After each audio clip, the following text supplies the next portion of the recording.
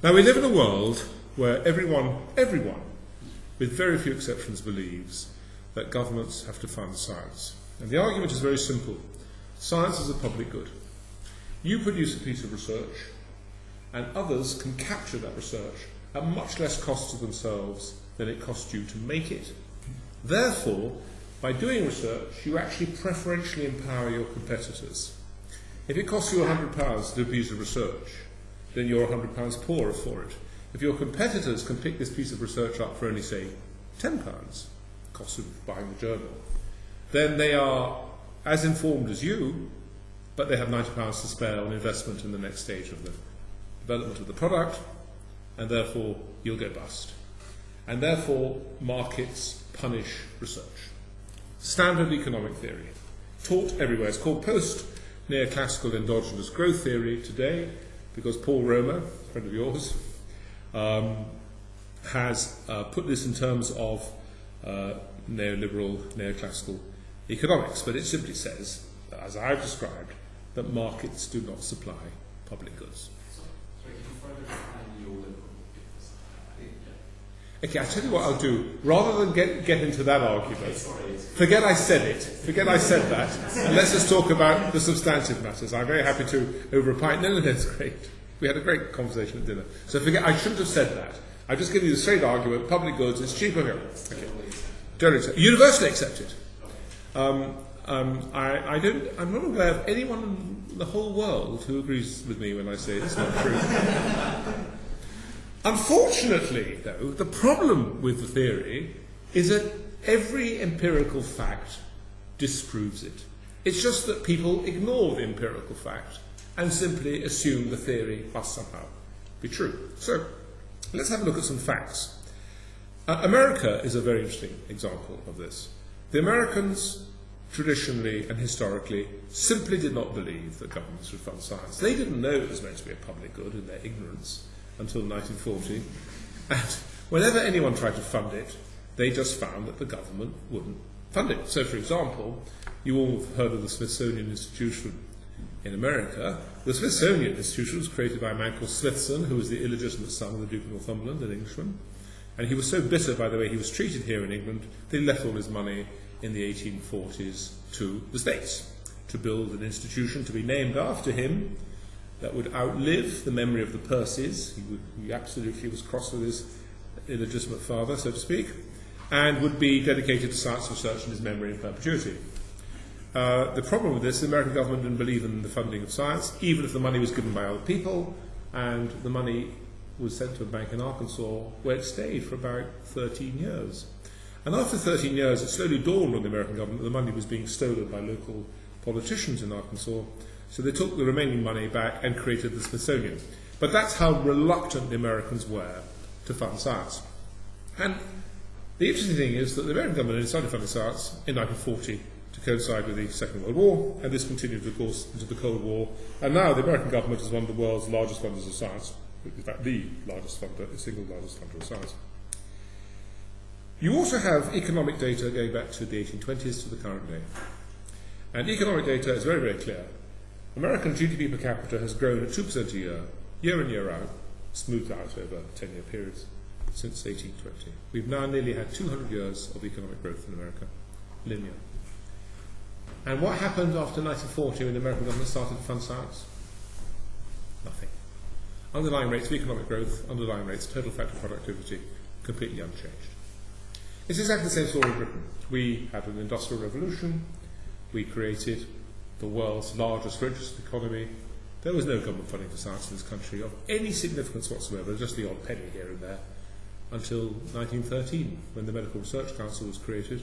And of course, the big force behind the Medical Research Council was the current fear that people had about eugenics.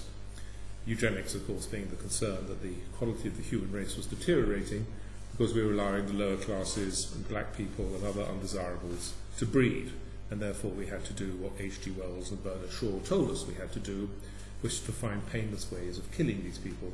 Ideas that were in fact taken up, as we all now know, by Adolf Hitler. But it wasn't a really great reason for funding science in this country, the Medical Research Council. And since then we've had an enormous amount of government funding for science in this country, and underlying rates of total factor productivity and economic growth no impact. Most fascinating of all, in 2003, the OECD published a complex longitudinal multivariate analysis, which you can get on the web, and it's called The Sources of Economic Growth in OECD Countries, 2003. And they look at all the OECD countries over a 25-year period, and they look at anything you can think of measuring, they look at, and then see how all these impacted on the 20 or so OECD countries over that 20-plus year period of time. And what the OECD reported, all this, by the way, is in this very good book called Sex, Arts and Profits. What they reported was that there was a correlation between the amount of money a country spent on R&D, research and development, which is a broader thing than science. Science is sort of what happens in universities. R&D is the bigger thing that happens in companies as well as universities. And there was a direct correlation between the amount of money a country spent on R&D and subsequent rates of economic growth. But only between the private funding of R&D and economic growth. There was no correlation between public funding and economic growth. Even worse, there was crowding out.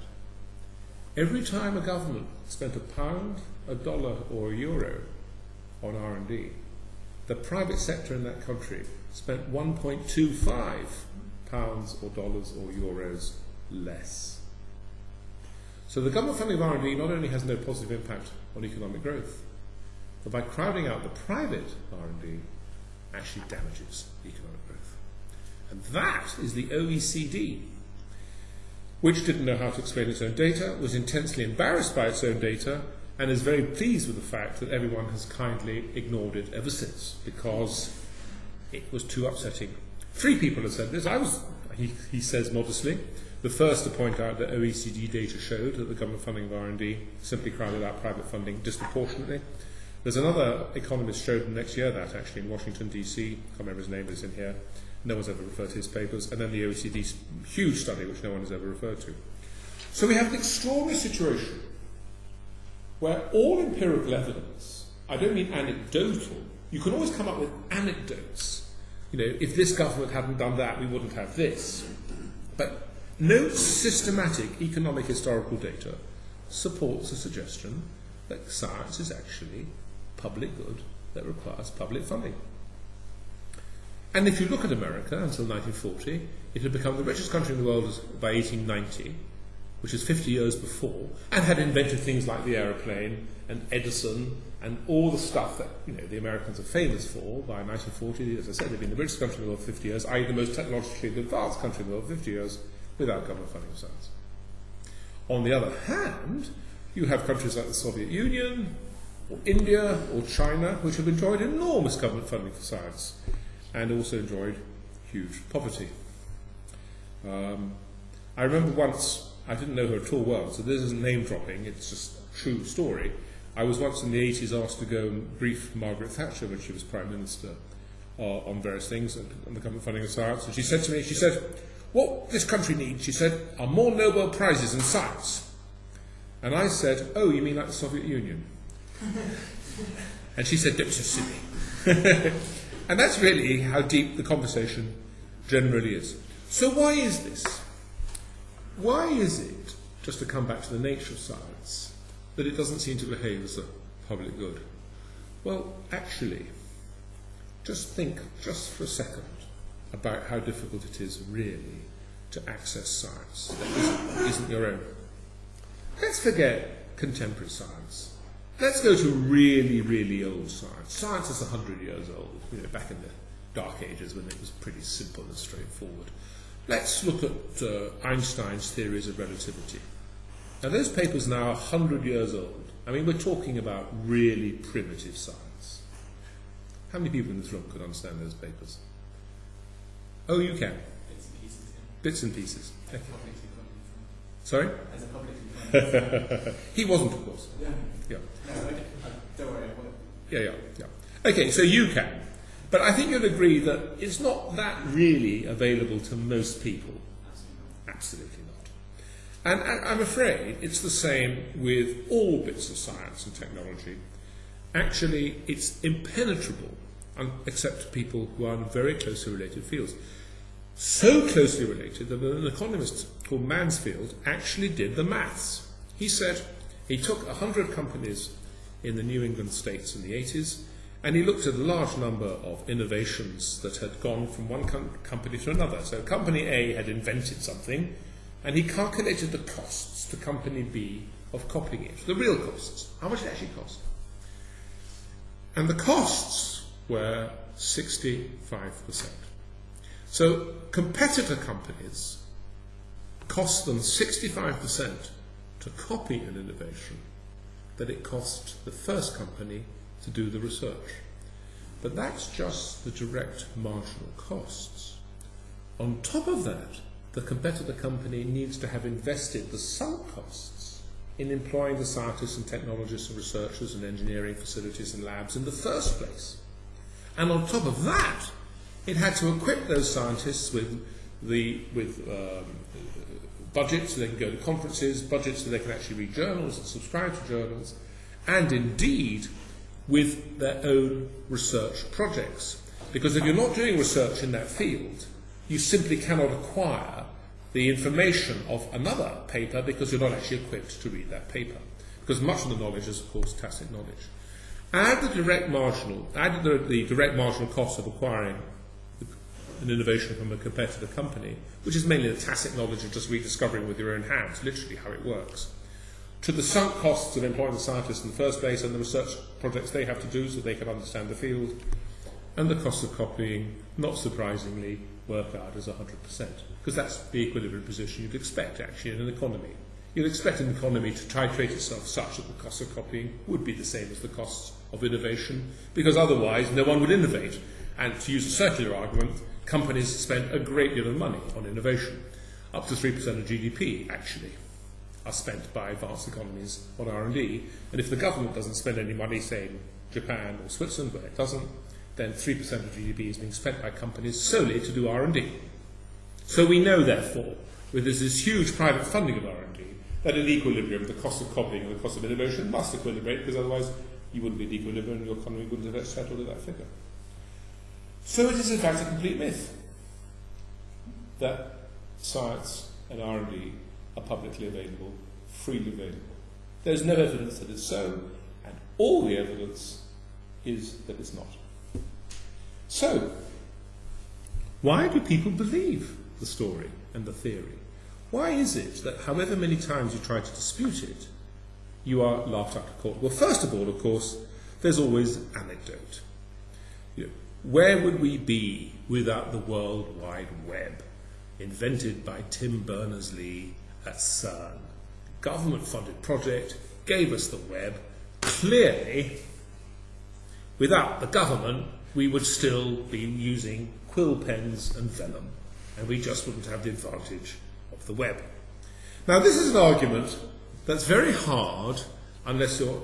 But let us actually consider another case in point, because I'm going to come straight back to Tim Berners-Lee and the web and CERN. Think of the aeroplane. Now, the aeroplane, as we all know, was invented by the Wright Brothers in 1903, and they spent $1,000 of their own money, and they flew Aeroplane 1, whatever it's called, in Kitty Hawk in Carolina, wherever it was, and they discovered the aeroplane. At the same time, there was a research project, funnily enough, conducted by the Smithsonian Institution, funded by the government, the American government, to the tune, then a lot of money, of $47,000, which was then increased, so it became about $63,000. And the reason for this, by the way, was the Spanish-American War. The Smithsonian Institution had gone to Washington and said, you've got all these bad people in Cuba that you're quite rightly trying to kill, in preparation to the Iraq War, I expect, and you could kill them so much more effectively if you bombed them from the air, so why don't we invent you an aeroplane? And the American Congress thought this was an extremely enlightened argument, and gave the Smithsonian $67,000 in order to invent the aeroplane. As it turned out, the Wright brothers did it first. Imagine, though, if the Wright brothers hadn't. Imagine that the Smithsonian had actually got there first, and it was a race, by the way. The Smithsonian may never have flown an aeroplane, because every time they tried to fly it crashed, but you could imagine that they might have flown an aeroplane. They weren't stupid. We'd all go around saying, well, but for the American government, we'd all still be in horses and buggies. Only the beneficent and genius of the American government has given us the aeroplane. Where would we be without the American government? But we have actually the experiment, because we know the Wright brothers got there first. But no one ever goes around saying, the one thing we mustn't do is governments fund science, because that crowds out the Wright brothers. For some reason, that argument is never legitimate. And so the Wright brothers inventing the aeroplane independently of the state is somehow discounted as a historical accident. But when Tim Berners-Lee at CERN does it, oh well, we wouldn't be without it. Just to come back to CERN and Tim Berners-Lee, it is absolutely true that he made a fantastic observation. He came up with a very nice algorithm, but the reason he did it was what was then called, we don't use this language anymore, what we then called distributed computer, or distributing computing, was a technology whose time was undoubtedly coming.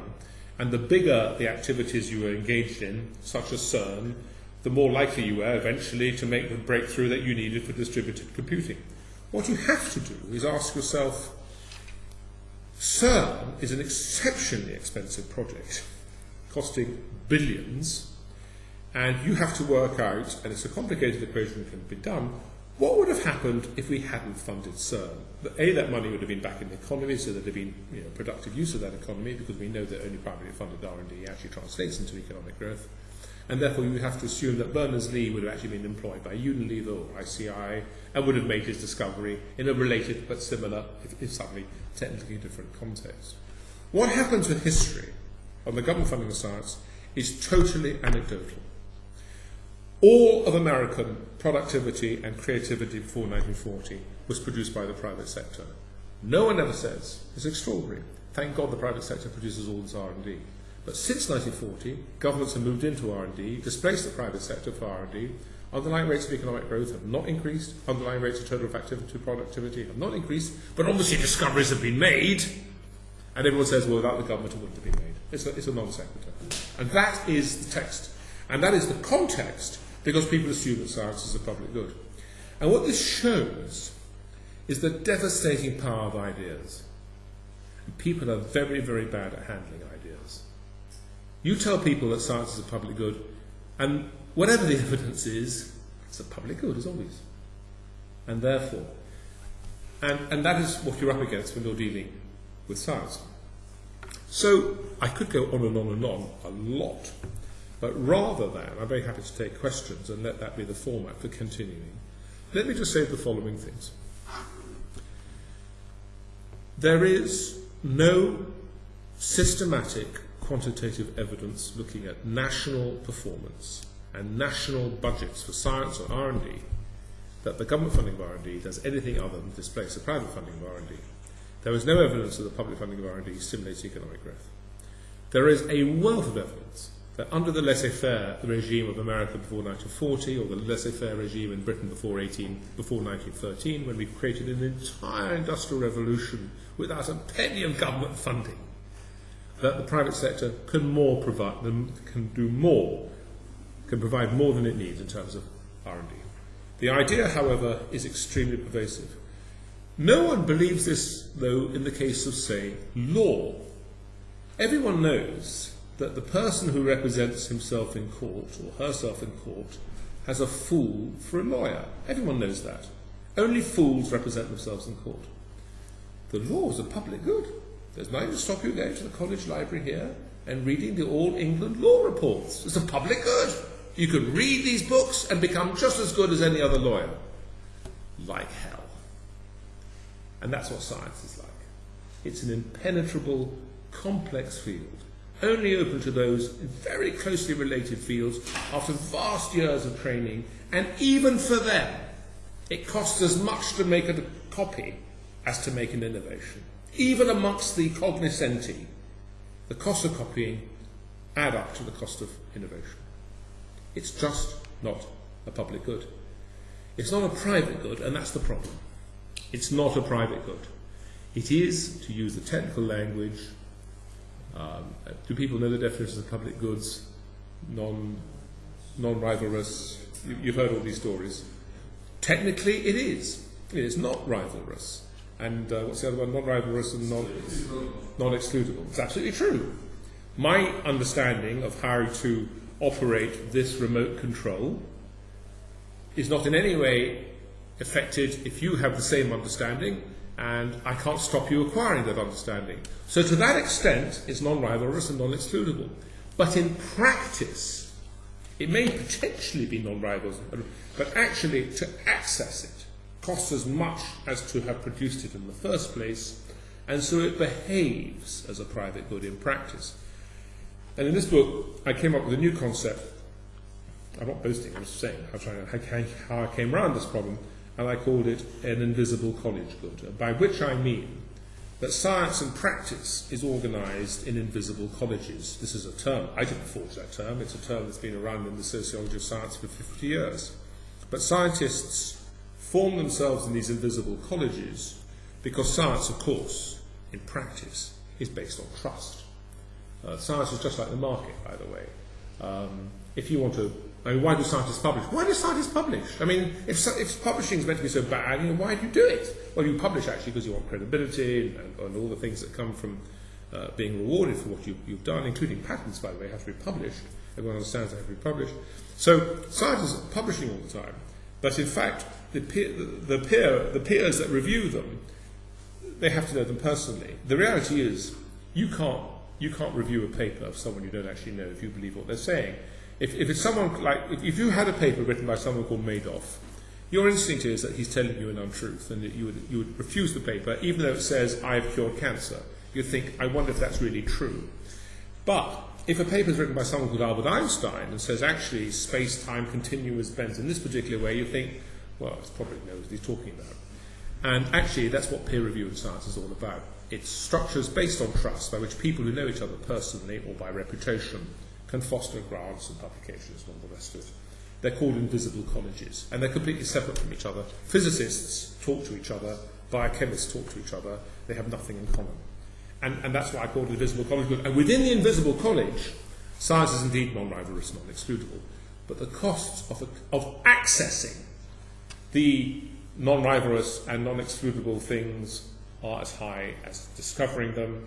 And by the time you have first mover advantage, the person who makes the discovery first has a monopoly on that discovery until finally the competitors get there, shows that in fact the innovator has enough time to exploit his or her discovery before the competition gets there. But when the competition does get there and does copy, which they do eventually, it's a jolly good thing. The last thing you want is a series of monopolists. Science is almost perfect in the way it works. The inventor has a monopoly. This monopoly encourages him or her to exploit the discovery profitably. But with time, the monopoly is lost, because the innately non-rivalrous and non-excludable nature of science means that eventually the competitors catch up, although it costs them a lot of money to get there, and when they do catch up, you're no longer in a monopoly, and the society therefore benefits from the non-monopolistic nature of the science. And the time scales seem to work almost perfectly. If you really wanted proof of the existence of God, it's the perfect nature by which knowledge is distributed in a free market. Because only God could have got it just so perfectly right. Thank you very much.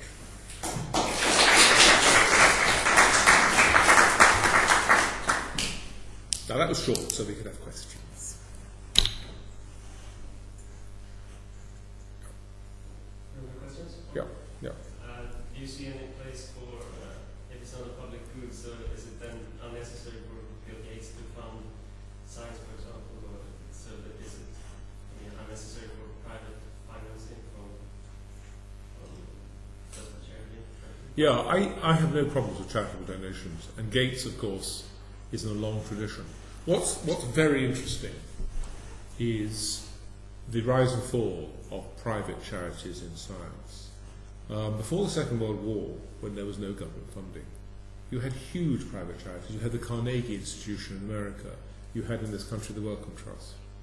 And the extent to which the private sector funded science charitably was absolutely astonishing. So, for example, it's very common to hear people say, well, of course, no government would ever fund CERN, Well, the first cyclotron, CERN is a cyclotron, the first cyclotron was built by Lawrence in San Francisco in the mid-40s, and it cost $1 million, which was then a very large sum of money. And it was a purely defence initiative. It's so that he could get out his uranium enrichment to build an atom bomb. It was funded by the Carnegie Foundation for $1 million. Because in those days, with science being primarily in the private sector, people felt a responsibility to society. Amazingly, in the First World War, when America joined the First World War, it created a National Science Foundation because under the leadership of Edison, funny enough, because it needed to know how you built radar, whatever it is you needed in the First World War, machine guns, and I don't know what the technologies they needed in those days. The National Research, called the National Research Council, was largely funded by a series of charitable foundations, Carnegie and the rest. So there was the American government declaring war, going to war, and the American Army and Navy and whatever Air Force, whatever, they don't have an Air Force, but the Army and Navy saying, we need new technologies for these things. And instead of going to the Defense Department, they went to the private foundations. That's how private science was in America until very recently. So, if Bill Gates wants to spend his money with Melissa or Melinda, whatever she's called, on helping, that's just fantastic. And actually that's what civil society does, and it should be applauded. But it doesn't need taxpayers' intervention. But can we... Am I my own chairman? I don't mind being my own chairman. Oh, there and there. Yeah, so... what do you think about how the whole global warming thing has worked out? And just generally, like, how funding is doled out in the public sector? Because it just seems to be politically most cases. Most cases by the consumer. You know, the story of eugenics is really interesting. Because eugenics was the global warming of the pre-war era. Everybody believed in eugenics. Everybody. And it had an apparently good... There's a fantastic book called Intellectuals and the Masses, which the best description of eugenics, written by a Merton professor, John Carey or John Casey, Intellectuals and the Masses. And he just looks at what intellectuals between 1890 and 1940 thought about working class people. That's what it's about. And basically, intellectuals thought that working class people should sort of be gassed or something. That's what they thought. And they said it. And the theory is very simple. Previous to about 1830, when the Industrial Revolution starts, poor people are always dying of starvation. So if you go to the first survey of British people in 1688, it's all describing here, the first survey done for the government in 1688, more than half of all people are actually dying of starvation. What happens, they have 4 or 5 good years, and then there's a bad year, and 10% of the population just dies. 4 or 5 years, dies. As the population is static. People are producing babies all the time, but the population is static. And then suddenly, bang, the population increases because the agricultural and industrial revolution allow all these people to live. And you're living in your nice Kensington suburb surrounded by acres, and then suddenly there are all these working class people living in slums all around you, and they're clearly polluting the atmosphere, and something should be done about them, so they should be sort of removed. And you justify this because obviously under natural selection they're meant to have died, and it's only the artificial food of the agricultural industrial revolution that allows these deformed subhuman filth to breed and take away your nice vistas. So the science is there, natural selection. The explanation is there, the shocking business of technology that feeds these people, and the consequences are obvious. There are all these frightful members of the working classes all over the place. Therefore, you have to do what H.G. Wells and Bernard Shaw and all the others said. You have to help natural selection on its way. And you have to put down the mentally defective and working class women and all the other problems of society. Universally believed, by the left especially. And the quotations, and they're in here, but they come out of Intellectuals and the Masses, are truly appalling. It is very hard to believe people like H.G. Wells saying, well, we have to exterminate the working classes, but it must be done kindly. And it's very hard to read these things. And of course, all that Adolf did was to take what was in the zeitgeist and just put it into practice. Now, I look at global warming.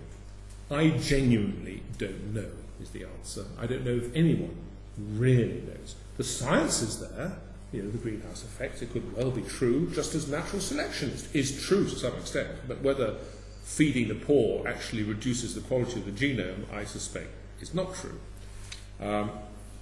But there seems to be this huge millennial need that people have, that there's some catastrophe that's imminent that can only be resolved by collective scientific effort. It was eugenics, it's now global warming. If you read Skeptical Environmentalists by Bjorn Lomborg and books like that, he shows pretty clearly that contrary to the paradigm, it's the rich countries that have least pollution and the poor countries that have most pollution. But of course, CO2 still is the traditional paradigm because, of course, rich countries produce CO2. What I do know is that no one really knows. I mean, everyone knows that temperatures have been stationary since the year 2000. What makes me think it's all rubbish is the selective data that's put out. Everyone knows that the Arctic ice cap is shrinking. Everyone knows this because we're told on a daily basis. No one is told that the Antarctic ice cap is expanding. No one tells you this. So when you give selective information, one has a very strong suspicion. And the trouble with scientists is this, and again I went into that in this book because scientists are very interesting people. It's a myth that scientists are Popperians. The Popperian myth is that scientists put theories up and then spend all their time trying to disprove their theories because all they're interested in is truth. They are not falsifiers. Scientists are verifiers. They're advocates. They have a belief which they form for all sorts of complicated reasons, like, for example, the belief that the Earth was not at the centre of the universe, but the Sun was the centre of the universe, the Copernicus story that we all know about, didn't come about because Copernicus had actually better observations than Tycho Brahe. It came about because Copernicus felt that God liked things elegant. And all these epicycles, which you have to have, all these funny epicycles, if you have the Earth at the centre of the universe, they just didn't look pretty to Copernicus. But if you have the Sun in the centre, they're just sweeping around in these lovely circles. Kepler later told us they were ellipses. It just looked better. And he just felt intuitively that God, understanding interior design, and would have had it that way. And so what happens is that, although the observations that Tycho Brahe made were actually better than he... So ultimately science comes down to these intuitive beliefs of how you think the world really is, and you set out to verify your beliefs. And science can progress only by this way, actually. I mean, I'll give you another example. The fascinating argument over the age of the Earth in the 19th century. In the 19th century, there were those who followed the geologists who pointed out that the rate of sedimentary rock production and all the fossils in the rocks and all the rest of it meant that the Earth must be millions and millions and millions and millions and millions of years old. However, there was another group of geologists who measured the temperature of the Earth, and it's quite hot down there, and they worked out the rate of cooling, and worked out that even if the Earth had started off at the temperature of the Sun, it could only be about 5 or 6 million years old, because it would have cooled completely otherwise. So you have two groups of scientists in the 19th century. No one ever tells you these stories because science is always presented as a sort of simple progress.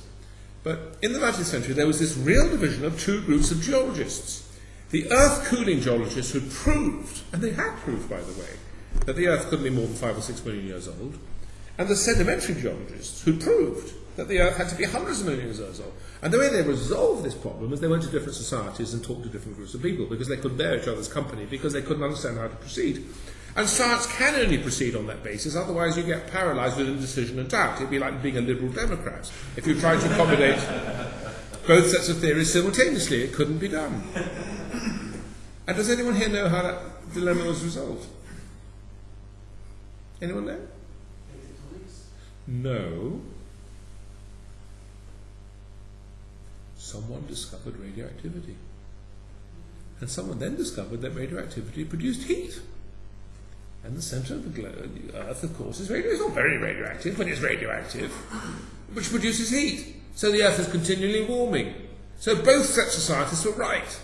But the point is, science is always groping in the dark. All scientists always know. It's very exciting being a scientist because you don't know what you're doing. It is actually a very exciting experience making these discoveries. So all scientists knew they didn't really know what's going on. And they understand. I mean, we scientists understand each other. We all know we're verifiers. And we all know the last thing we actually want is to be falsified. And so that's how science works. And these little invisible colleges all try to ignore each other until they can resolve their differences. So is it easy for this state to come in, or some agenda to come in and push a certain viewpoint? Because it does look like the two, global warming or no global warming, seem pretty equal to me, but there's only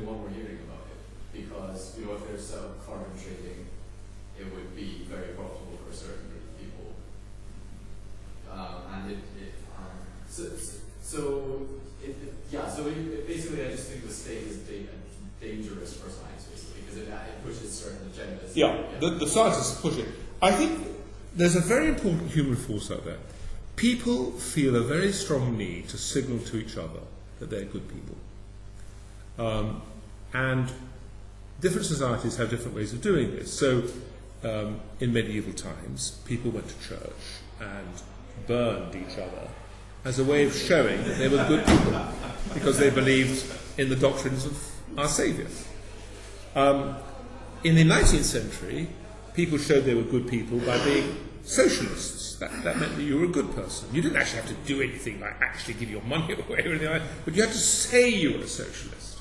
And that meant that you were a good person. Unfortunately, that one sort of doesn't work very well anymore. And I think there's a real need for people to find something that they can put as a badge. George W. Bush went around with a lapel, didn't he? I'm a torturer. That's how he showed he was a good person, because by his torture he was saving the American people from Al-Qaeda outrages. So people they want to signal literally that they're good people. And I think global warming fulfills a very important need. I'm a really good person. I'm worried about the globe. And the fact that facts might interfere with it really can be ignored. So scientists have understood this, and all that scientists are interested in, because we are hugely selfish people, is our own reputation. Am I going to win a Nobel Prize? Am I going to be a fellow of the Royal Society? Am I going to get the Regis Chair of Physics at Christchurch? Well, you do that by publishing the best science around. And for that needs money. Science is very dependent upon money. I mean, wholly dependent upon money. And if there's money in global warming, my goodness me, that's what you write your grant about. So you should be very cynical about scientists, because they are actually very cynical people. They're not worse than other people, but they're certainly not better. I thought it was interesting you were saying how in the First World War, changing the subject a little bit, how when the US government went to the private charities, the foundations, I imagine that's how the defence industry started, with by the government providing large amounts of money to the private sector. I wanted to ask how you think trademarks and patents fit in. I have a whole chapter dedicated to this. Certainly government intervention into the free market, so I just want to know. Yeah, thank you. It's a really good question. I have a whole chapter, and I'll give you a clue to my thoughts. The chapter is entitled "Let's Abolish Patents." They are wholly illegitimate. They're just a monopoly. Marx got this right. Capitalists do not seek to open markets; they seek to close them. Capitalists are dreadful people, as the bankers have shown. They are interested solely in personal profit. Nothing wrong in that. But what society has to do is to listen to them with extreme circumspection. Now, what capitalists say about patents or patents, no one knows how you pronounce that word, is this. If I didn't have a patent, and I wasn't able to maintain my monopoly on my discovery, I wouldn't make any discoveries, because I couldn't preserve my monopoly. Because as everyone knows, science is a public good, and the moment I make a discovery, everyone will immediately copy me. Well, we know that science isn't a public good, actually. And let me tell you a story before I explain my theories. A very interesting story.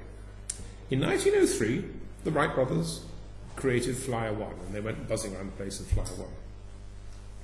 Flyer 1, at some point, became redundant and was put in a museum. Would anyone like to guess which museum Flyer 1 has spent most of its life in? Anyone seen Flyer 1? That's exactly right. Today, the Flyer 1 is in the Smithsonian. But it didn't go there first. It spent most of its life in another museum. Would anyone like to guess? Flyer 1 has spent most of its life in the British Museum in London. And if you go to the Smithsonian and try to find this fact, it's very hard to discover this fact. They don't exactly blazon it. But it is, in fact, if you go to it, next time you're in Washington, go and look at it. It's in the, it's exactly as described, and it's there. It's a fantastic site. And there's a plaque on the side. And if you look really carefully to the side, there's tiny little letters.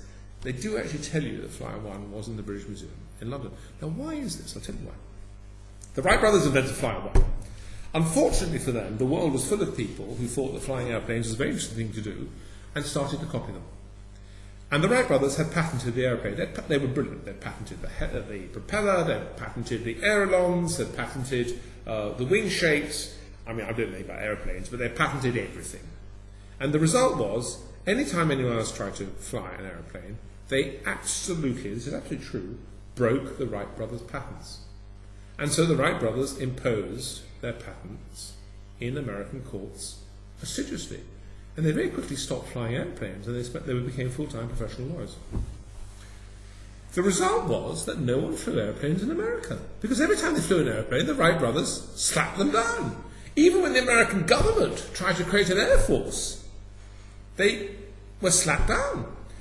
The British and the French and the Germans were much more sensible than the Americans. They simply paid the Wright brothers license fees, which is why we had a Luftwaffe and Spitfires and whatever it is you had in those days. But the American government wouldn't pay the license fees because they'd given their £67,000 to the Smithsonian, and they just couldn't believe they hadn't funded the aeroplane. So by 1917, when the Americans went to war, there was no American air fighting capacity. The British and the French and the Germans had all these fantastic triplanes and, killing each other. And the Americans, they were still flapping their wings.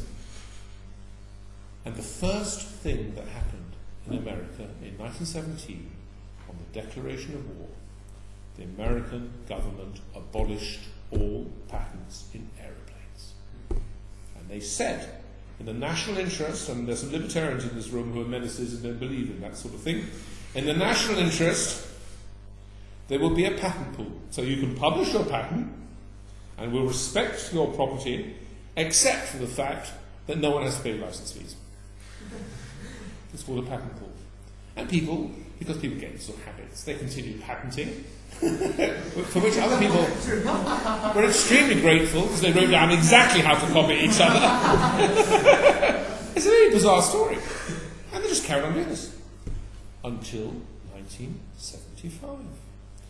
Now, by 1975, which country had the dominating air industry in the world?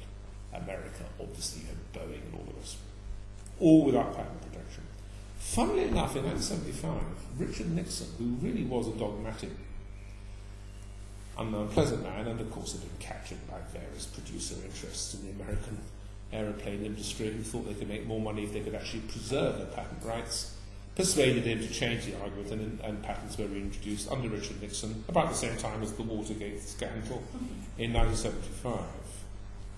But between 1917 and 1975, no patents in America, and the best American. So, what that showed is that the arguments are false. When the Americans had patent protection for the aeroplane industry in America, they had no American industry. When they abolished patent protection, it took off. Why? Patents are a totally illegitimate piece of property rights. They're based on the analogy, of course, of material property rights, which, of course, are the only way you can preserve investment in physical capital. Ideas, however, are non-excludable and non-rivalrous, actually. So there is actually an innate conflict. This is non-rivalrous and non-excludable. Giving a man or woman property rights in it is natural. It goes with, it's rivalrous and excludable. It goes with the innate nature of the object. Ideas are not, so actually patents conflict with that. But it's actually based on a false economic idea. And the false economic idea is that you won't invest in ideas unless you can preserve the monopoly. Because actually the converse is true. If you can preserve your ideas in the monopoly and the patent, then actually you have a monopoly. And there's no incentive on your part to do any more research because you have a monopoly. And there's no incentive on anyone else's part to do research because they can't break your monopoly because you've got it. So patents are designed. Why do people lobby for patents? They lobby for patents because they're trying to keep the competition away. The whole point of patents is to stop the field from developing. You've made a discovery, you don't want anyone else to make it. You want to stop the field from growing, the way the Wright brothers did. There's no empirical evidence at all that patents help. And indeed, you go down the round. Imagine, just think about the argument. Look, without patent protection, I won't do R&D. Great, go do R&D. Someone else will do R&D and take your industry away from you. Oh, well, you might do R&D then, mightn't you? There is very huge evidence that the greatest single cause of R&D is competition. The more competitive the industry, the more R&D people do. And the evidence is overwhelming. I mean, every study shows the more competitive an industry, the more people there are in an industry competing for the market, the more R&D they do. So patents should be utterly abolished. They are wicked and evil because bankers, as we all know, and people of their ilk, including ministers in Parliament with their expenses, they're all just out for themselves, and they'll say and do anything it takes to personally profit themselves. Patents are a fake. I'm thinking about the difference between the government crowding out private spending. Yeah. Do you think that there might be an argument in saying that the investment by the public sector and private sector are qualitatively different things?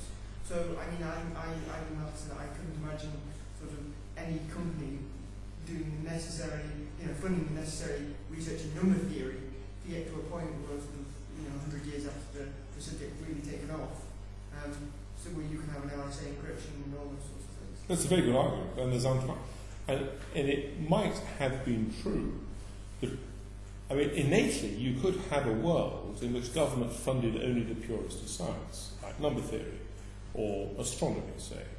Why should British Leyland invest in radio telescopes?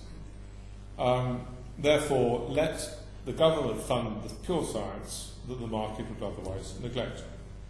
The trouble with that argument is that it's not true empirically. First of all, it's been shown by a succession of economists that there's a direct correlation between the amount of money a company spends on pure science and its subsequent rate of profit making. Pure science, which is pursued solely for its own sake, without any thought of profit, turns out to be the most profitable investment a company can make. Why is that? Well, the answer is that the most important function of scientists in a company is not the production of original knowledge. Actually, no company, however big, is anything other than a tiny bit player on the whole global stage. And it's never going to make the majority of discoveries it needs to make for itself, however hard it tries, because many discoveries come from left field anyway, and so number theory turns out unexpectedly to be very important if you're trying to make car tires in Alaska, and there's no way the car tire manufacturer knows that in advance. But secondly, your competitors are also doing research, and the main function of scientists in a company is to import the knowledge that's out there. And you're a manufacturer making car tires in Alaska, and you discover suddenly that number theory is telling you actually how to do it. If you're not employing people who are intellectually equipped already to appreciate the importance of number theory when it becomes important to your company, you're never going to import that discovery. And you'll never make that unless you're actually employing pretty theoretical physicists or scientists or mathematicians in the first place. Because the most important function of scientists in the company is the import of other people's knowledge. So it turns out, the more pure science you fund commercially, the more likely your company is to grow. And indeed, if you think of some of the most extraordinary discoveries, I mean, who, for example, discovered the background radiation from the Big Bang? Who, in fact, discovered that stars produced radio waves? Both created Nobel Prizes and both done in Bell telephone labs by engineers employed by Bell Labs. They weren't consciously doing pure science, but science is such an unpredictable activity that these people who are trying to create radio telephony ended up making these extraordinary fundamental discoveries in physics. And it goes the other way as well. Silicon transistors that came out of Bell Labs and related labs, very pure scientists applying their mind to a practical problem. So that then raises sort of another question, but surely no one but the government is going to fund the further development of radio telescopes. Okay, radio telescopes came accidentally out of industry, but why should industry continue to... surely no company would fund the Hubble telescope. Well, if you go back to the 19th century, when governments certainly didn't fund radio astronomy, you have these huge 100-inch, 200-inch telescopes being built by millionaires like Bill Gates. Bill Gates is now this huge foundation of literally billions of dollars. I think with Warren Buffett's money, that foundation is $35 billion or something. but it's now spending money on orphan drugs for malaria because that's an area that's universally neglected. But if Bill Gates lived in the world of 100 years ago, he'd be funding Hubble telescopes. Except he doesn't have to do it now because the government's doing it. And in those days, many more people funded Hubble telescopes, or SETI, the Search for Extraterrestrial Intelligence. I mean, the government used to fund that, and it withdrew from funding it because they thought it was silly. There were no little green men out there. And now the American private sector raises $6.5 million every year to search with their radio telescopes for little green men. So the trouble is that in practice, the private sector does fund the purest of science. And in practice, the government's not interested in pure science, because governments actually are surprisingly materialistic. And what they actually want to do is to stimulate economic growth, because that translates into national power. And so the irony of the government funding of science is it's mainly delegated as a form of corporate welfare. That's what it actually is in practice. And there's a huge row in the British scientific community at the moment, because all the MRC, SCRC grants all have to say at the bottom, the scientist has to say, and you must give me the science money, dear sweet government, because with this discovery I'll be able to create economic advantage for this company and that.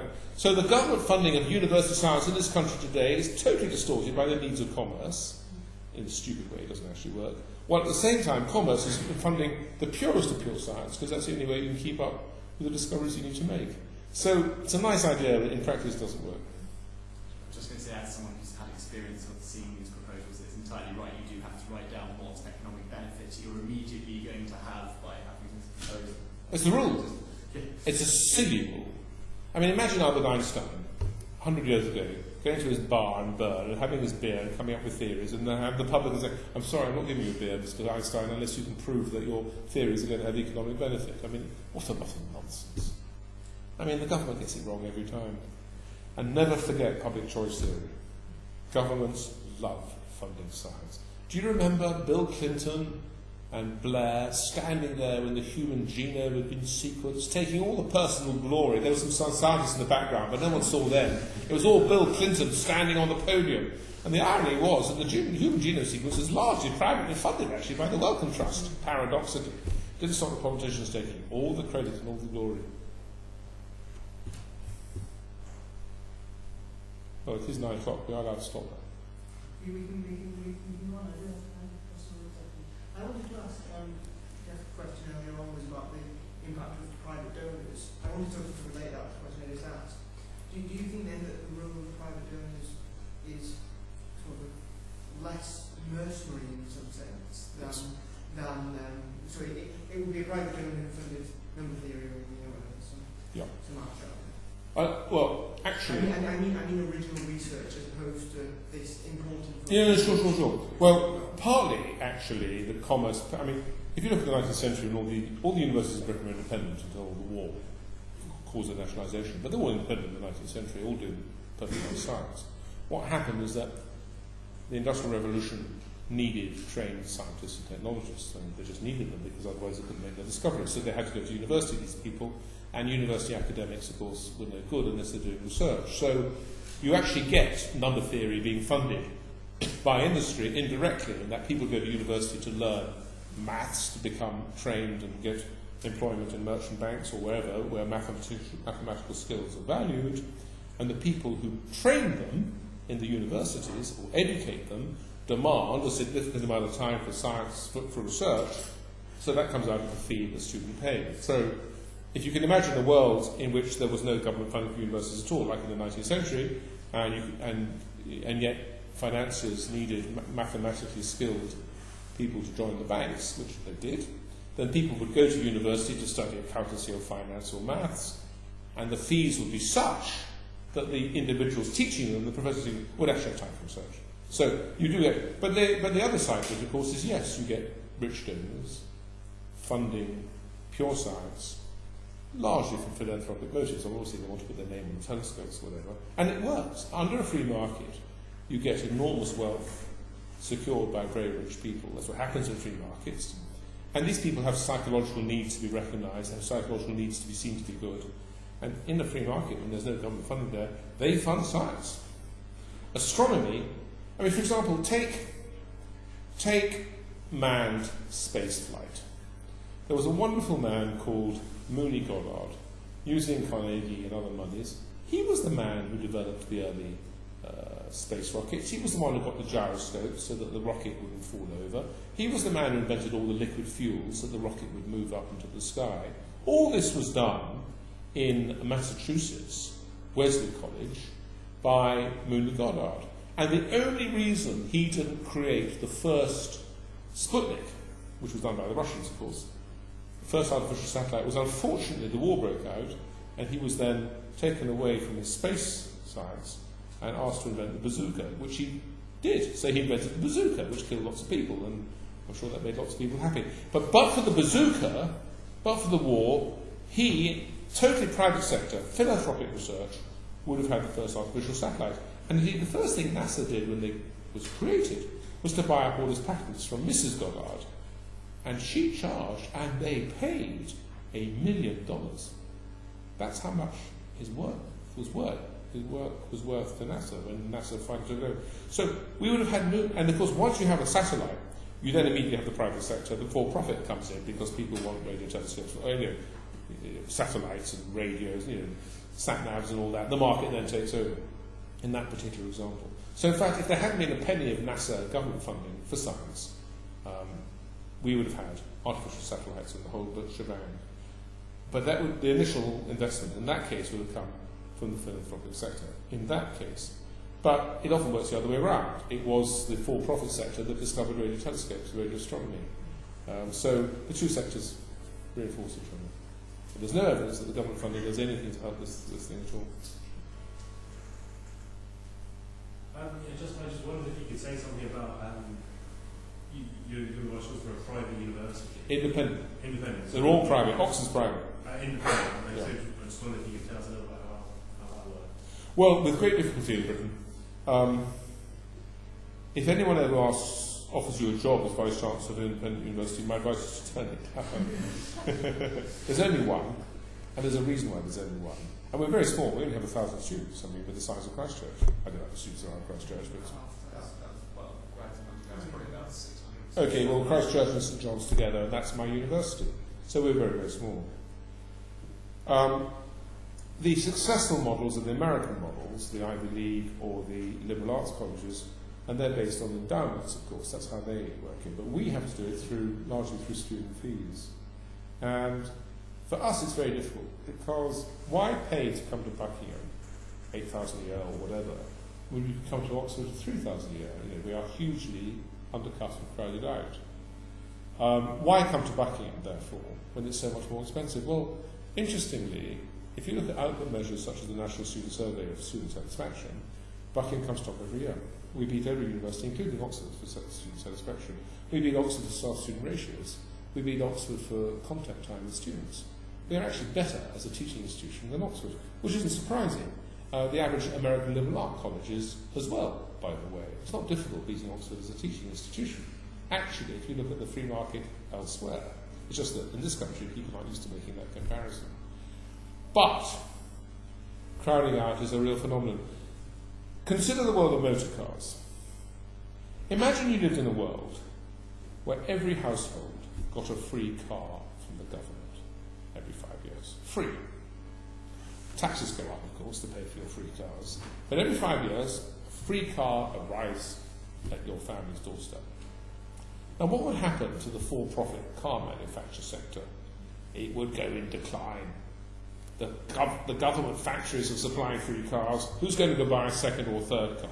Obviously, some people would. But the private sector would be hugely reduced in size. Even more interestingly, the quality of cars would collapse. If you're paying your own money for a car, it's got to be a damn good car. But if you're getting a free car from the government every 5 years, you put up with the Trabant because it's free, and you think, well, thank God it's free. What else do you expect? The wheels are square, but at least it's free. And so crowding out is a very real phenomenon that people buy into because it's like MPs' expenses, it's like bankers' bonuses. Free cars or free science or whatever feeds into an aspect of human greed. It's not very difficult to understand. And it's the same with universities. Buckingham's a better university. If you're a student, Buckingham's a better university than any other university in Britain. There is no question Oxford and Cambridge are fantastic. So, perhaps we're not better than Oxford and Cambridge. We're certainly equivalent in experience. But we're certainly miles better than the average university. I'm not going to name any, I'll get sued. But the others are free. And so, why come to Buckingham? Well, 60% of our students come from abroad, which actually is great. It makes them a very global atmosphere. But not everyone wants to go to university where 60% of students are not British. Well, actually, more than 60% are not British, because home actually means European as well. So we're like the LSE. Vast majority of our students come from abroad. We're in a small little country town. We haven't got the endowments we need. So running Buckingham is very, very difficult. But we've been growing successfully the last few years, actually because the National Student Survey. And that's why we're succeeding. But crowding out is a real phenomenon. And it's very interesting that we're the only independent university in Britain. I'm sure there's no market for another one. It's quite funny. I've seen your example of cars happen in Egypt, where there's state-subsidised cars and there's tariffs on foreign cars. I never knew that. Yeah. I invented that idea. Yeah, well, I've seen it actually happen. It's actually a horrible experience. And one of my friends was in one of those cars and the wheels fell off. So, Thank you for that. It's a good Thank you for that. analogy. Took me a long time to invent that one. I was just going to say that as fees for university do go up, then you're going to have an easier time, because there will be less of a crowding out effect. If fees go up to 7,000 and Buckingham is 8,000, then Is that why you're lobbying? Is it a self-interested motive? The caps will certainly be removed, of course. Well, I feel very angry about what the government's done to universities. When I was at Cambridge, I got very, very cross with what the research assessment exercise did to people like me. I'm going to talk about that now because that's a specialised thing. But if I was the Vice Chancellor of the University of Oxford, I'd be very cross if I couldn't charge the fee the market would bear. I don't mind the government saying to the Vice Chancellor of the University of Oxford, look, mate, you can charge the fee the market will bear as long as no one is excluded for lack of money. You're a pretty middle-class university at Oxford. I know you all think that you're members of the oppressed working class and that you're all the daughters of mine workers, but actually, many of you are not, in fact. You've just forgotten this. Many of you are the sons and daughters of bankers, strangely. I think that the government has a very important role to play in universities these days. I don't think it did before 1914, but the world has moved on. And I think the government has a very serious role in universities to support what the Americans would call needs-blind admissions. And I think no one should be refused a place at Oxford if they are intellectually equipped and they pass exams and all the rest of it. They should not be denied a place for lack of money. That would be a horror. And while we live in the world in which we live, I can appreciate the government has a responsibility to meet that need. But that doesn't mean that you can't charge at Oxford $20,000 a year, or whatever it is Harvard's charging, because you'll find an astonishing number of people can pay that. And those who can't, of course, should then be supported by the government, because it's giving you all this money anyway. But on the other hand, those who can afford the fees shouldn't be getting what they currently are, this huge government subsidy, because it's not fair. Why should someone who'd been to Eton, or in my case, Charterhouse, where my mummy and daddy have been paying huge sums all my life, suddenly get a free education at university or hugely subsidised? It's just not fair that the dustman is paying for the lawyer.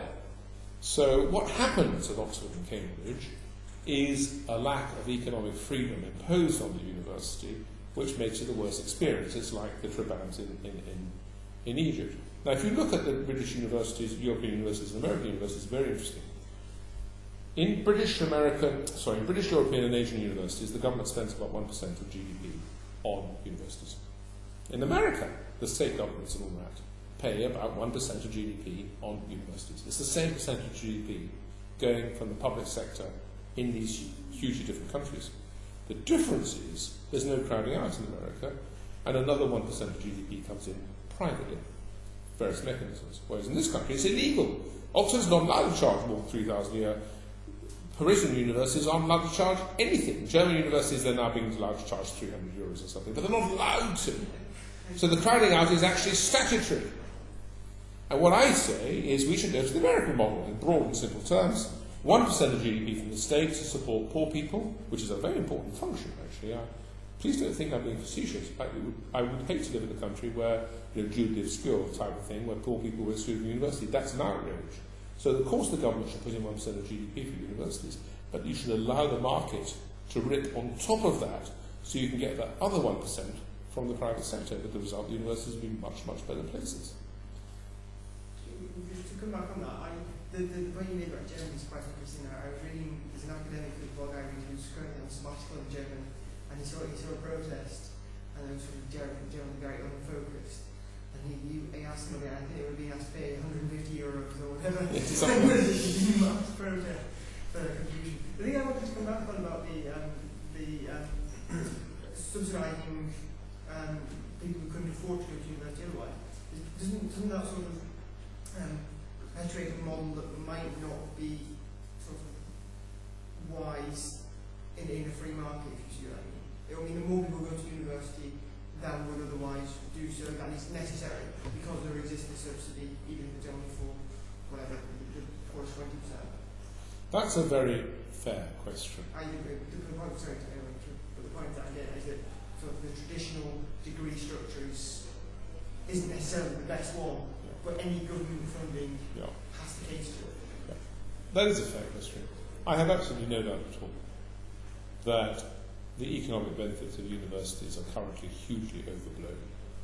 I have no doubt that most people could leave school at 18 and go into the workplace and equip themselves with whatever skills they need, and the economic damage would be zero. In fact, it could even go the other way.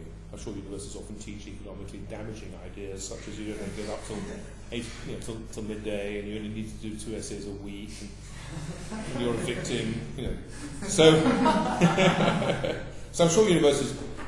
The trouble is, and therefore, I have no doubt that in an equilibrium, the numbers of people going to university we could get away with many fewer people going to university, and the damage would be trivial. And the universities could revert to being largely what they used to be, which is professional training schools for priests in the case of Oxford and Cambridge, doctors in the case of the Inns of medical schools in London, Inns of Court could do law and all the rest of it. The only problem with what you said is that there is a non-economic function to universities, which is this social function, where it's seen as a privilege, and it is a huge privilege, and it does confer huge benefits to individuals. I mean, there's no doubt that someone who's gone to Oxford will make a group of friends that will help sustain that person if they choose to become a civil servant or work for Unilever. There are all these networks that have unexpected consequences and benefits that help individuals. And so it really comes down to, do you want to live in a society where the state doesn't involve itself and where philanthropists might have been crowded out because of the wars and punished everyone, and therefore it is genuinely unfair? On the other hand, it's economically efficient. Or are you prepared to put up with greater economic efficiencies because actually it makes people feel that society is less unfair? And that's a value judgment which no one can resolve. The truth is that privately I'm on your side more than I have in a sense expressed. But I am also aware of, I'm pretty much an economic functionalist really. I'm very reluctant actually to interfere with free markets and things. But, in the final analysis, I remember when I trained in medicine first, and I decided I really wanted to be a biochemist, and I ached to be I was desperate to be a biochemist. I really wanted to do science. I ached to do science. And the MRC had these research grants, by which you can get an MRC training fellowship and do an MSc, to do a PhD. And I was very great. Now, there's no question that before the MRC did that, the Wellcome Trust used to. There were, I think it has just crowded out the private sector. But one would hate a jewelry obscure world is a difficult world. And if you can afford to be the social justice. So I don't know the answer to your question. I understand your question. I think it's a very legitimate question. But there is a social justice, and none of us really believes in social justice, except that we hate people being unhappy unnecessarily. So I don't know the answer to the question. Well, I know you hate anecdotes. I've got an anecdote. My mother came from a pretty poor background in Yorkshire, but she went to Imperial College with a grant from a private institution. So if you're good enough and you're needed in the workplace, then someone will pay you through university. That's why I think it's better than stealing money to give to people. You mean stealing money through the taxes? Yeah. Basically. Well, the trouble. Another point with that is that under loose monetary fiscal policy, you end up having credit expansion, which feeds into student tuition fees, and the Fed expands credit all of a sudden. Harvard's like $30,000 a year. It's the same with houses, same with any kind of debt. Easy credit, will just charge whatever they can afford to pay on interest only. I mean, that's another problem, I guess. So. Everything you said is absolutely valid. There's no question what you say is right. There's no question what you say is right. The only problem is that people do feel the social justice argument very acutely. I mean, it's a simple one to get over politically, but I mean, if you're coming from a kind of practical and theoretical. Yeah, I agree with you, actually, basically. Okay. Yeah.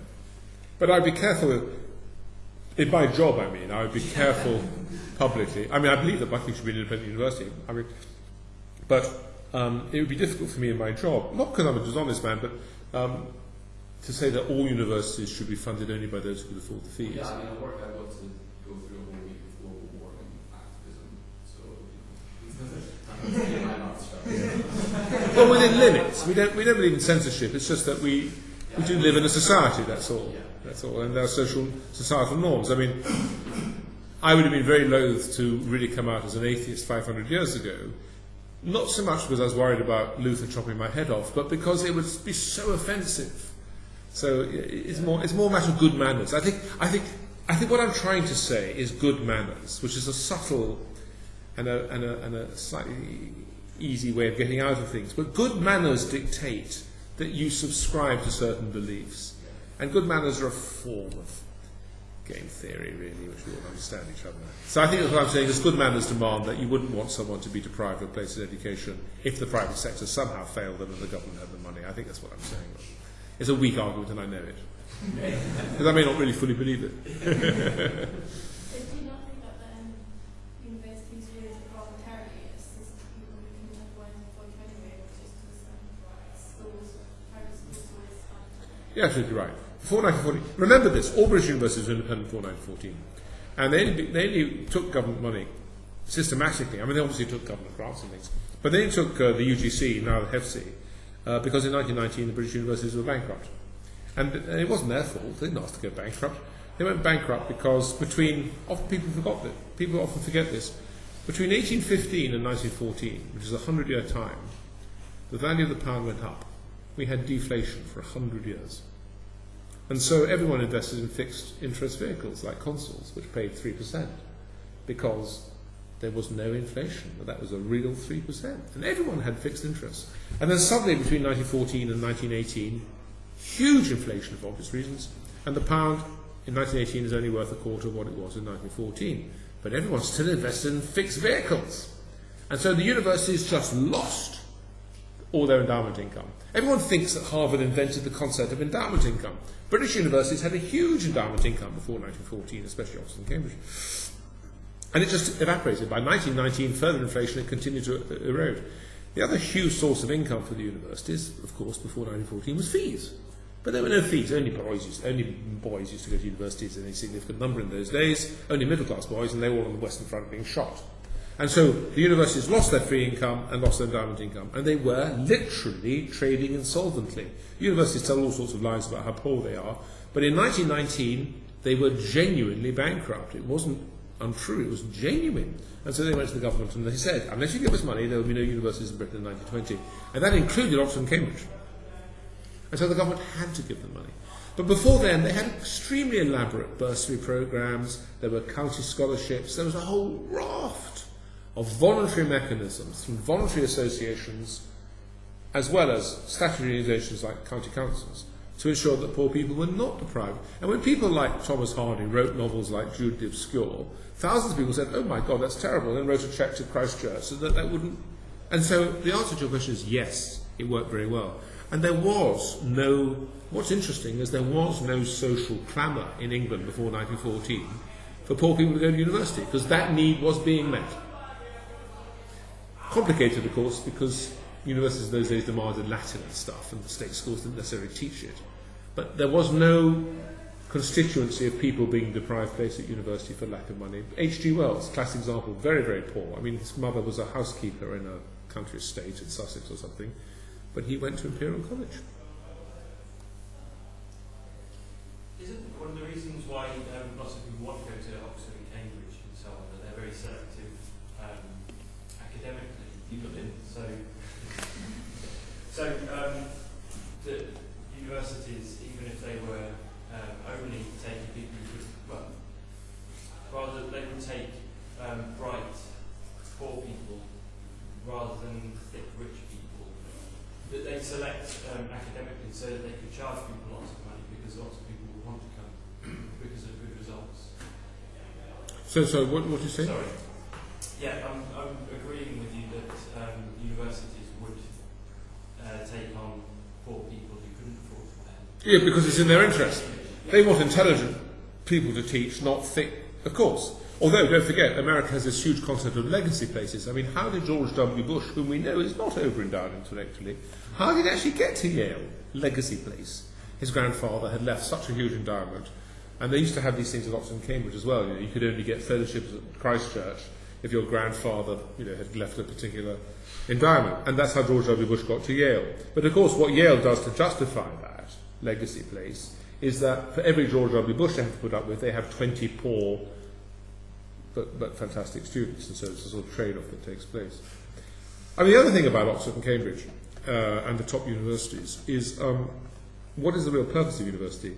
There are two big economic theories. There is the economic theory of human capital. The idea is you come in as unformed, ignorant people, and after 3 or 4 years of exposure to the dons of Christ Church, you emerge, your brains brimming with intellect and knowledge and fact. That's the human capital theory. But there is another theory, actually, which is called the credentialism theory. And what the credentialism says, actually, you don't learn anything at university, you just drink rather a lot. But what it is, it's very difficult to get to university, and also while you're here, people will observe what you're doing. So when future employers need to employ you, they know that if you've got to Oxford and you have a good reference from your tutor, they've got a bright cookie there, and so Oxford has done a very useful service to society of providing credentials to the economy. And it's very hard, actually, the more you look at what goes on at universities, to try to work out which is the real economic purpose of universities, how much is intellectual capital and how much is credentialism. But Oxford gives you a very nice credential.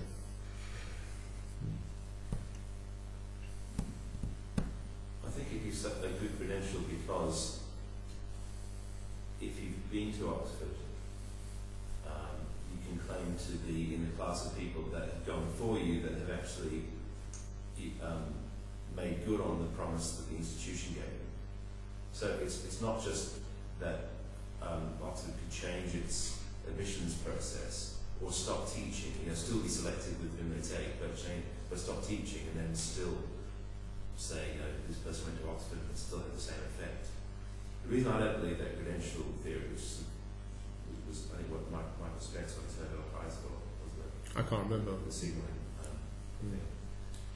Is because, Spence presents it, or it is caricatured in quite a simplistic way, but there would be so many more economically efficient ways to signal than making someone go off for around 3 or 4 years and bear the opportunity cost of money that they're not going to be earning while they're there. Unless they're having a terrific time and they would be useless in earning money if they weren't there. Employers can test for sort of native intellect and things like that much more cheaply than that huge time investment. Yes, of course you're right. I'm sure it's a complicated story. I think credentialism is part of it. That's all. But of course you're right. By the way, your subject, Eton's a very interesting example. Eton had a reputation of thick kids 30 years ago and didn't like it. And Eton has consciously remoulded itself as a school for very, very intelligent children who get the top A-level grades. And I have lots of friends whose children, who went to Eton, and who, to their horror, Eton isn't taking their children, and they're mortified by this. But Eton has reinvented itself as an academically elite school, and is finding the money to pay for people who can't afford to go, by the way. And it illustrates the point very well, how the market actually adjusts for the ultimate currency. And for a school like Eton, the ultimate currency isn't money. Money's too appendatory. The ultimate currency is intellectual cachet. And the reinvention of Eton, when I was at school, Eton was an institution that we all slightly felt sorry for, because it was when I was at school, it was Winchester that people looked up to. But it's amazing how that's changed. So it confirms your point very well.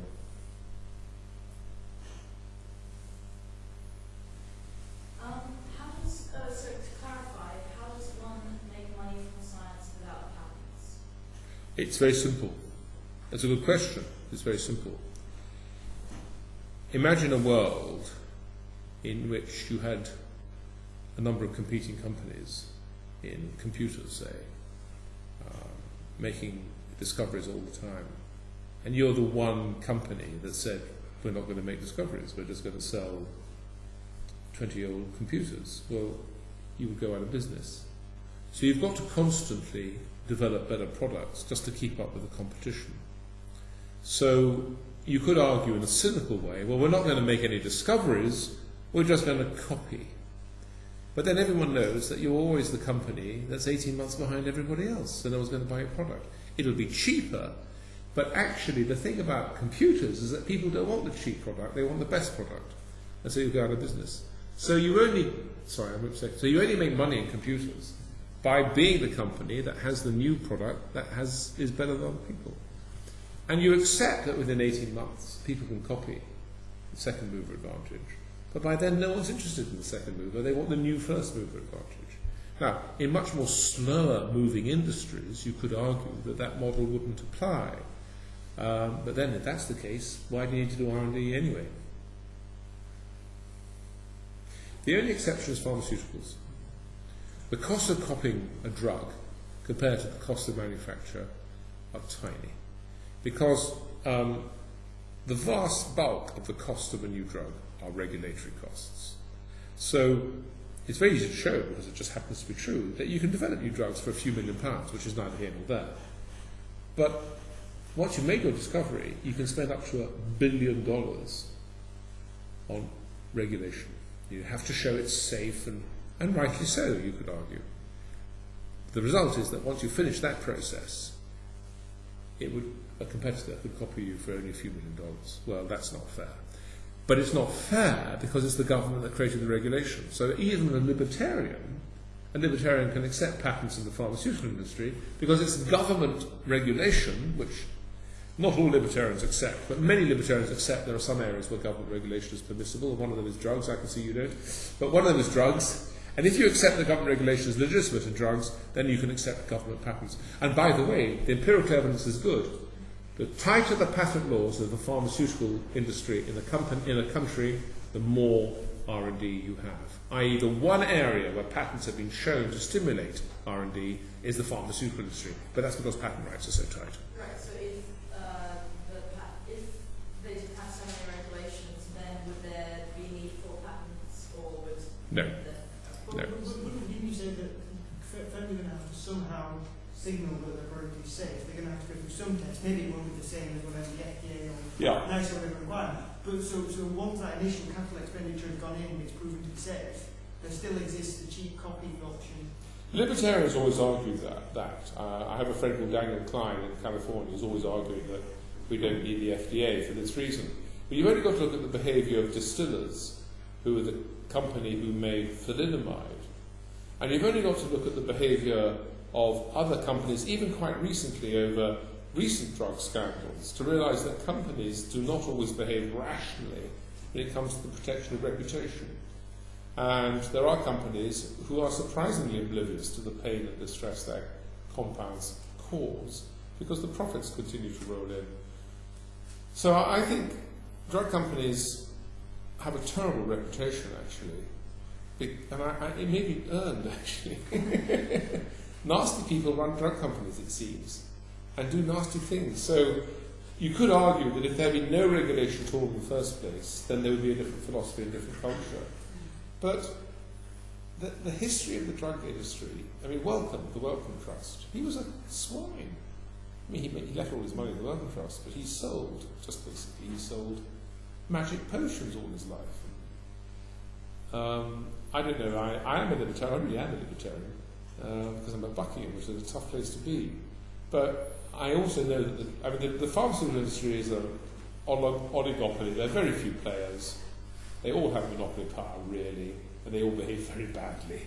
So I don't know what I believe, really. About the pharmaceutical industry, only the pharmaceutical industry. Because it's about people dying, you know. Just as a point, we mentioned thalidomide. We had David Friedman speak a few times ago. He's a great guy. He's exactly that example.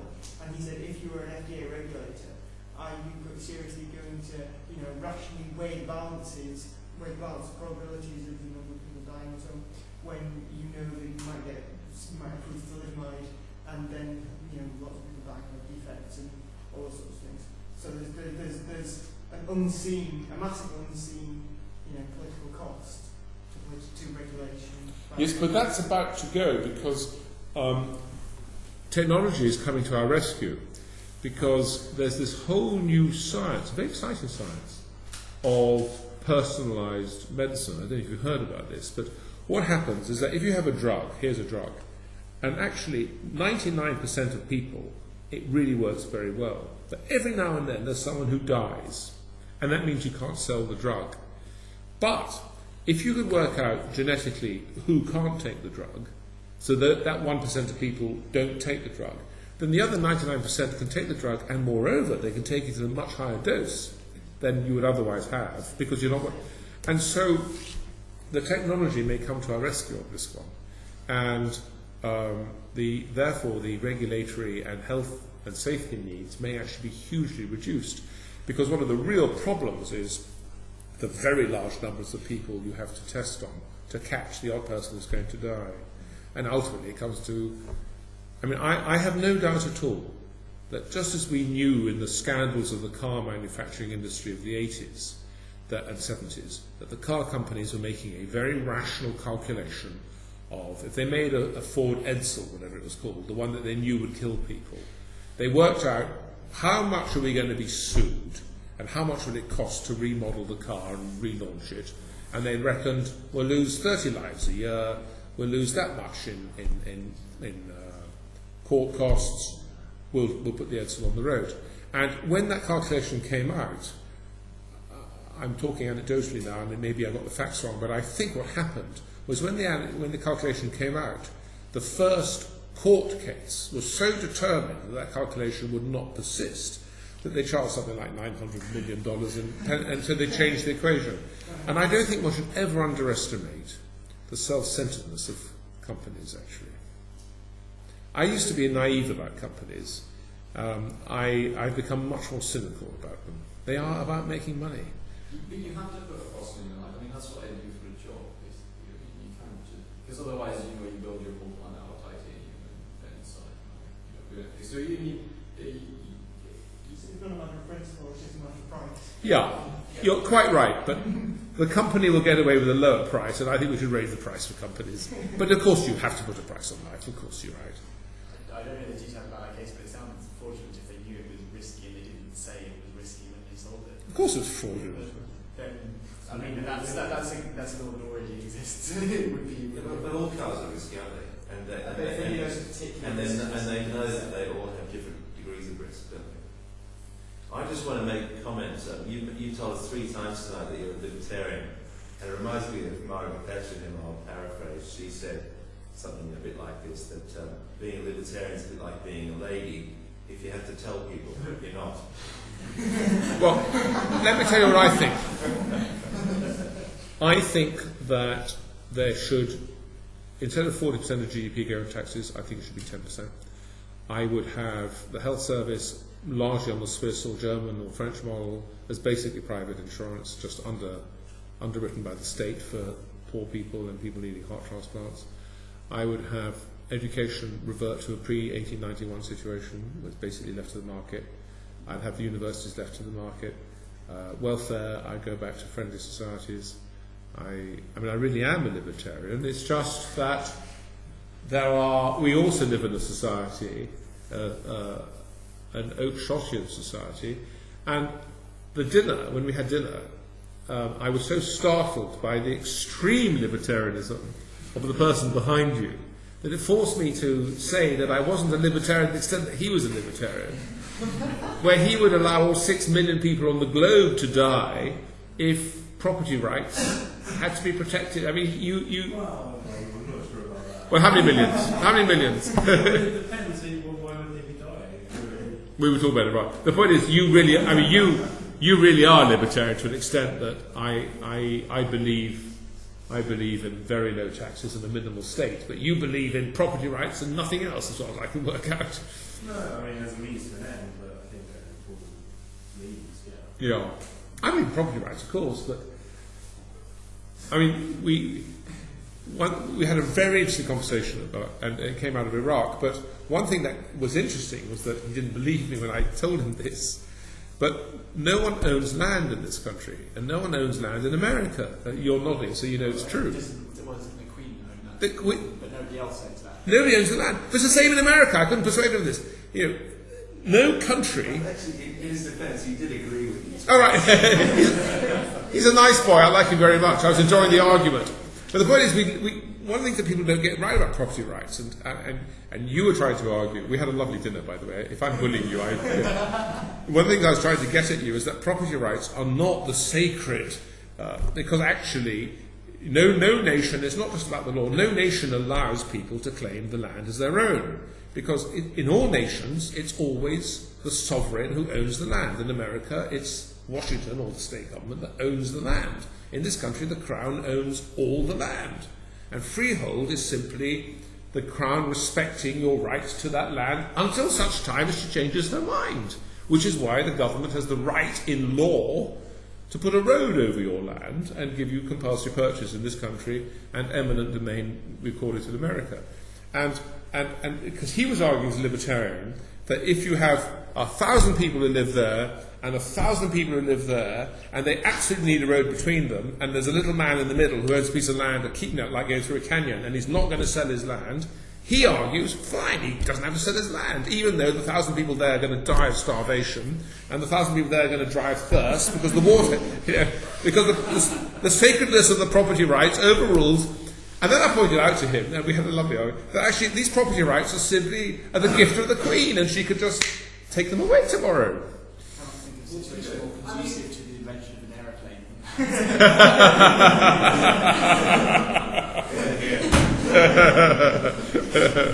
But I think there's a reason why the Queen owns the land, because otherwise you end up in your ridiculous... Sorry? She has more guns than they. No!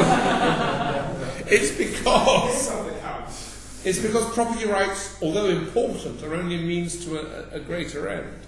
And I think the libertarians who are, and there are libertarians for whom property rights is the beginning of everything, because they build an entire philosophy based on property rights. So if you tell an untruth, then you're...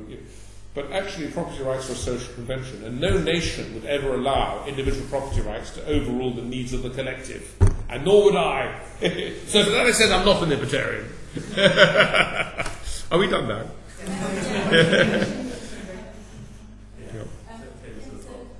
It's a great pleasure, I loved it.